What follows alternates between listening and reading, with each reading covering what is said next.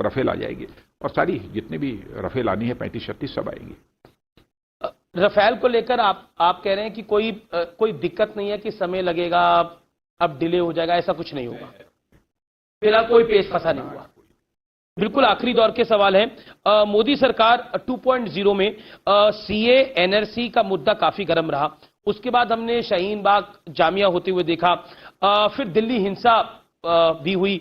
क्या ये मुद्दा थोड़ा मिसमैनेज हो गया और या फिर लोगों का दुष्प्रचार, एक पर्टिकुलर गैंग का दुष्प्रचार, जो लुटियंस गैंग है उसका दुष्प्रचार बहुत हावी रहा? क्योंकि हमने देखा कि राम मंदिर के फैसले तक आपने सही कहा शांति थी, लेकिन उसके बाद ये लॉबी बाहर निकल के आई और उसने सीए को लेकर चक्के जाम कर दिए जब तक लॉकडाउन नहीं हुआ। मैं कहना चाहता हूं कि हमारे गृह मंत्री अमित शाह जी ने बहुत ही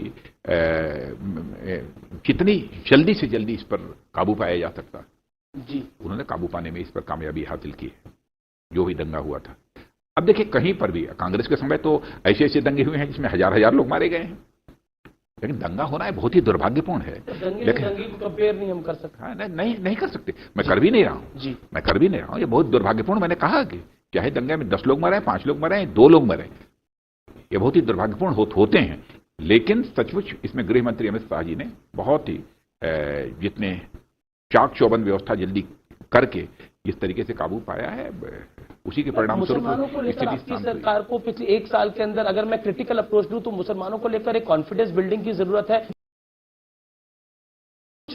इमाम जैसे लोगों को नेता मुसलमानों को बनाने में लगे हैं, जो कहता है कि भारत में नॉर्थ ईस्ट को मैं चिकन लेग की तरह काट दूंगा और उसको चक्का जाम कर दूंगा मैं वहां पर, उसको नेता बनाने में लगे हैं। 2, 4, 10, 15 लोगों के स्टेटमेंट से पूरे कौम को अथवा किसी जाति को अथवा किसी मजहब को बदनाम नहीं किया जा सकता। मैं नहीं मानता। आपने देखा सीए के बाद जो विरोध प्रदर्शन हुए वो चिंता की लकीर है सरकार के?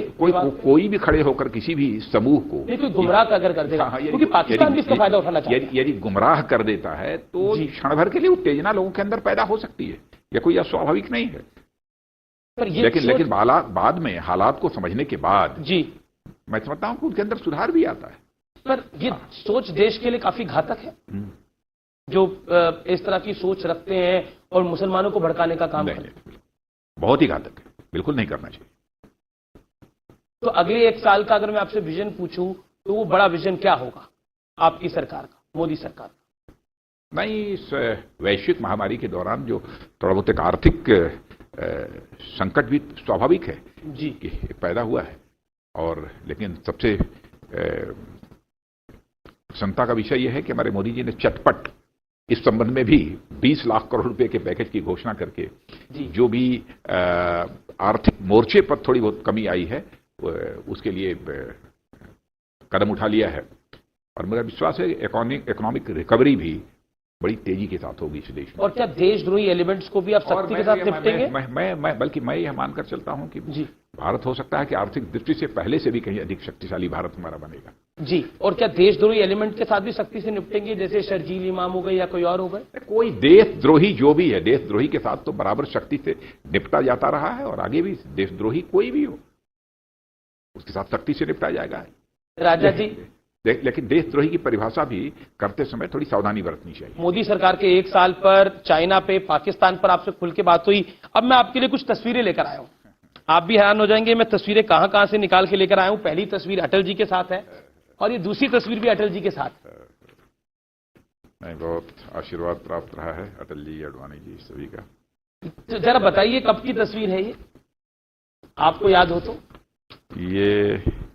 ये मैं समझता हूं कि जब मैं पहली बार पार्टी का राष्ट्रीय अध्यक्ष बना था 2006 में जी, ये तब की है तस्वीर। और दूसरी वाली? या तो मुझे यह भी मुझे लगता है कि शायद उसी समय की है या दूसरी बार की है। ये उसमें क्या, ये मैं बतला नहीं पा रहा हूं। चलिए एक और हो सकता है आप थोड़े इमोशनल भी हो जाएं इस तस्वीर को देखिए। सुषमा स्वराज के साथ आपकी 2 तस्वीरें हैं। सुषमा जी के साथ है। एक में तो मुझे लगता है ये शायद अध्यक्ष आप बने थे तब की तस्वीर है, और ये एक और तस्वीर है, ये पानी पिला रही है। ये बताइए ये कहां, कब की तस्वीर? एक बार हमारे नेताओं को कुछ गिरफ्तार किया गया था, जम्मू कश्मीर का लेकर आंदोलन चल रहा था जी, तो उसी समय मैं राजघाट पर अनशन पर बैठा था। संभवतः उसी समय ये सुषमा जी हमको जूस पिलाकर मेरा अनशन तोड़वा रही है। क्योंकि जब हम इस 1 साल की बात करते हैं तब हमने आपने अपने पुराने 2 कलीग अरुण जेटली और सुषमा स्वराज को खो भी दिया है पिछले 1 साल के अंदर।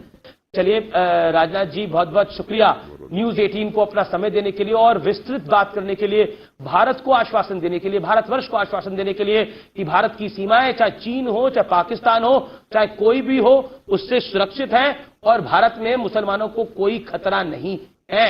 बहुत बहुत शुक्रिया। तो ये थे राजनाथ सिंह, केंद्रीय रक्षा मंत्री का पहला सबसे बड़ा इंटरव्यू, जिसमें उन्होंने चाइना पर एक एक बात करी, पीओके पर भी खुल के बात की। नमस्कार, धन्यवाद।